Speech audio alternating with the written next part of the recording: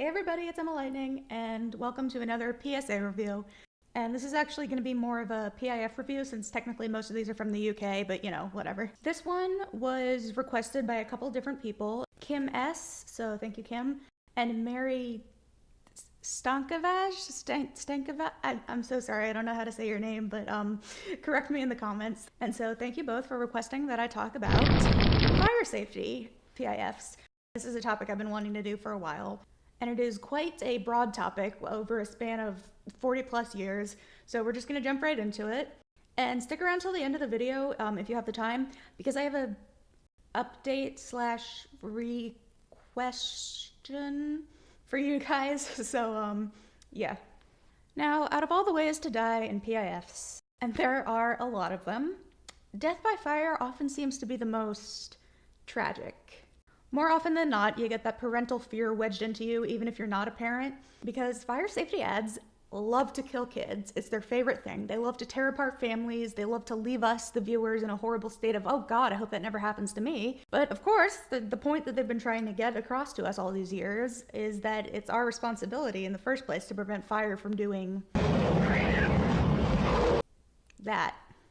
This is just a hypothesis, but I think there are so many of these and they keep repeating sort of the same points over and over again, is because it's a lot like driving.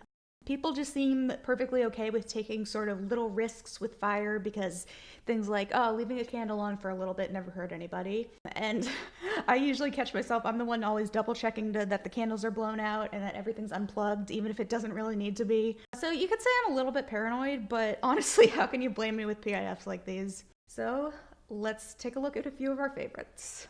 Now, it is hard to know where to start with fire safety ads because, like I said, there are so many of them, and none of them really stick out as being the best or the worst. They're all pretty good, I think. So we will be doing something a little bit different this time and doing a mostly chronological sort of review. I tried to get at least one from each decade, and some of them have 2 or 3 because I couldn't pick just one, which means this is going to be a little bit of a longer review, so I hope you guys enjoy that. So get comfortable, but not too comfortable because fire can strike at any moment.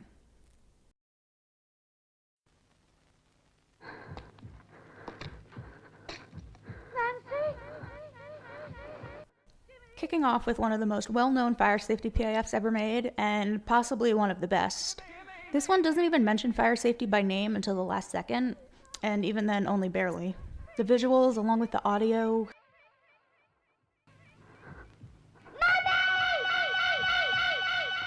Man, there's just no mercy in this one. It's pretty nightmarish stuff for the 70s. You would expect something a little more tame from back then. But of course, then again, the 70s did also give us Apaches and Dark and Lonely Water, so maybe we need to start going back to those days because those were pretty effective, and I'm sure this one was too. And as for the tagline at the end, you would think it should go without saying, but some people still definitely need the reminder. Personally, when I was younger, I almost set my bed on fire while playing with a match. I was trying to blow it out, and then I panicked and dropped it on my bedspread. I don't know what I was thinking. It was just a reflex, and nothing happened. It just burned like a tiny little section. I did a lot of stupid things back in the day. Never mind the time that I was burning doll hair on my light bulb, and when it started smoking a little bit, as doll hair does when you lay it on a hot light bulb. When I started seeing the smoke, I got the brilliant idea to pour water over it, because water puts out fire, right? And needless to say, that caused the light bulb to explode. I'm surprised I'm still alive sometimes. Last Christmas, I hung the little angels on the Christmas tree, and Stephen helped me. So like I said, fire safety PIFs are no strangers to killing small children, or at the very least, not so subtly implying their deaths. And at Christmas too, no less. And then I woke up, and there was smoke, and Stephen was crying. This one seems less like a fire prevention ad and more like a call-out for irresponsible parenting, because we don't even know how the fire started in this one, just that the parents were out and they left their 8-year-old in charge. Not too good. Also, is it just me, or is it kind of cruel that they didn't even bother to get this kid a new bed after the fact? Like, we know your brother's dead, so here's a reminder of it literally hanging over your head every night. Merry Christmas. Yeah, I know it's just a PIF and it's acting and they have to add a gut punch shot at the end, but, you know, geez, I just feel so bad for this kid. This Christmas, don't leave your children alone.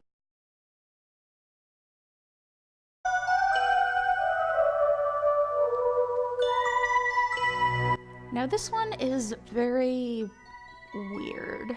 Everything from the music to the empty room, it's both unsettling but somehow comically serious at the same time.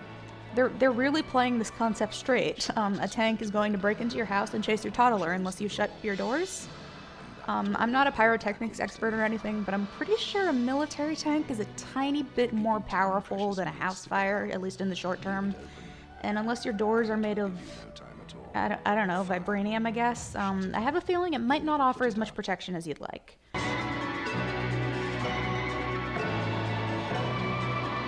Each night as you go to bed, close the door. With all that said, though, I actually do like this one just because of how surreal and strange it is. It definitely makes it memorable. And I always sleep with my door shut anyway, so this one wasn't going to scare me. So there you go. Shut it out.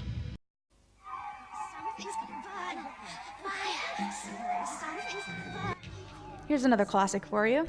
This one stars a voice actress who is just having way too much fun with this role, and frankly, I don't blame her. I love this one. Come on, matches, come on, go for the matches, darling. Daddy put them there for you. Come on. Oh, Daddy, you put them out of reach. I can't even stay mad at this fire witch. She's just here to have a good time. And yeah, to be fair, this guy does seem like a bit of a dumbass. If the fire hazards around every corner of his house weren't enough, we also see that his first instinct upon waking up is to light a cigarette in bed. Who even does that?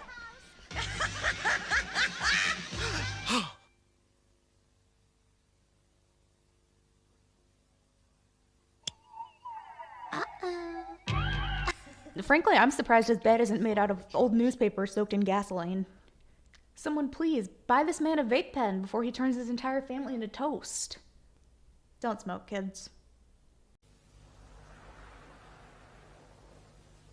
So this one both freaks me out and cracks me up, because that chair, that's not a chair, that's a demon. I don't know why it's disguising itself as furniture. Maybe the lady bought it at some mysterious garage sale because it was like suspiciously cheap, and it's secretly harboring the spirit of Burnt the Czar, the demon of fire safety PIFs. That's what I think. That's my hypothesis. And also, the way the cat just books it out of there is pretty funny to me too. Hopefully he escaped at least, even if the rest of the family didn't. In all seriousness though, I don't know what chairs were made out of back then, but I would be inclined to go ahead and buy a new armchair to go along with that smoke alarm if I were you. Thank you, Mummy. Oh, darling. So if you're really wanting to rip your entire heart out, then look no further than this tearjerker Christmas-themed PIF. Happy holidays? Thank you, Mummy. This one features no dialogue from the parents, just the horrible implications of what happened to the poor kid based on the mother's reaction. There's really no way to win in these, is there? Because even if you are with your kids at all times, they're still gonna die because you didn't get a smoke alarm. I'd imagine even if they did have a smoke alarm though, there still would have been some other thing that led to the girl's inevitable doom. Fire Kills might as well just go ahead and change their slogan to, yeah, you're kind of fucked, buddy. Good luck. Oh.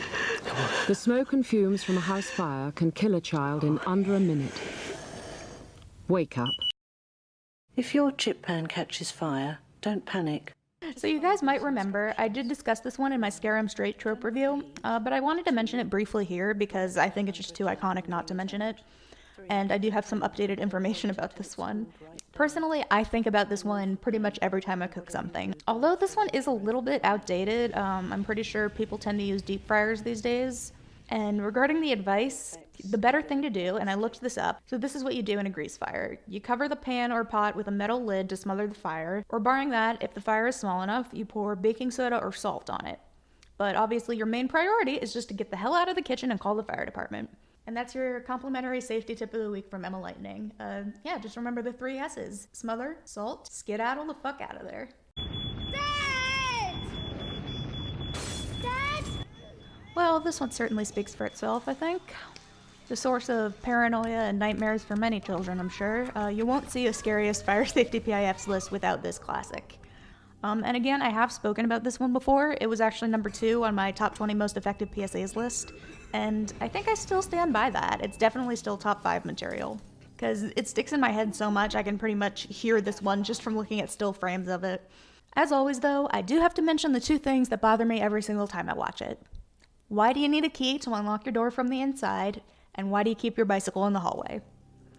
Despite the logical inconsistencies, this one is absolutely merciless, and it's fantastic. Make your plan. Get out alive.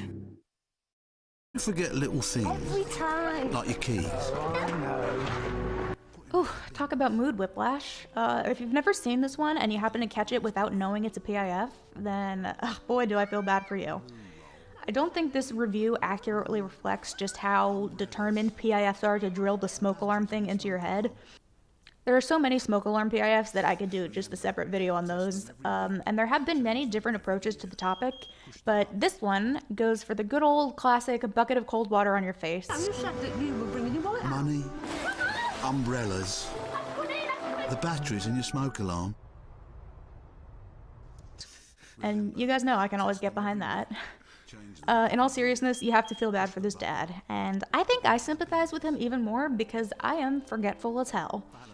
I do have pretty bad ADHD, as I've mentioned before, and it's stuff like this that makes me terrified that I'm going to end up ruining my life and potentially the lives of others by forgetting one simple yet crucial thing. It's almost kind of unfair, this one. I mean, I know you shouldn't rely on other people to remember things for you, but come on, surely his wife must have known his tendency to forget things. Why didn't she, like, remind him? Or just do it herself? Poor guy.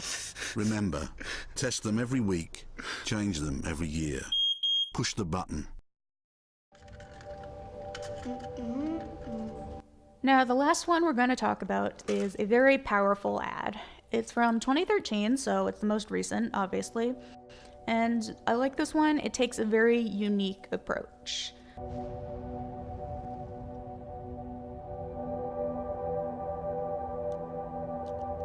Last year in England, 15 children died in house fires.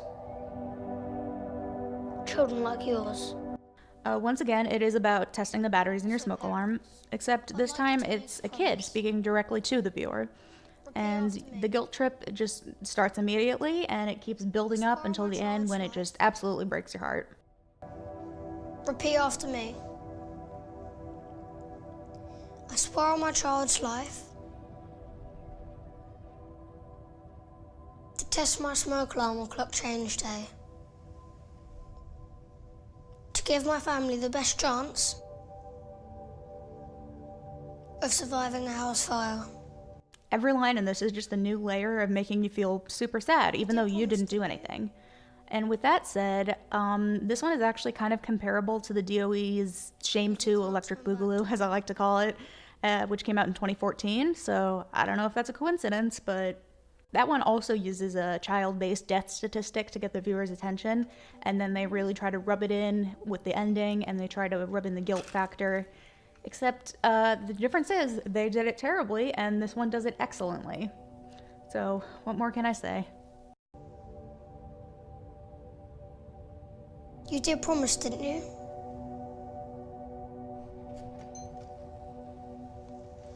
Because you can't turn back time.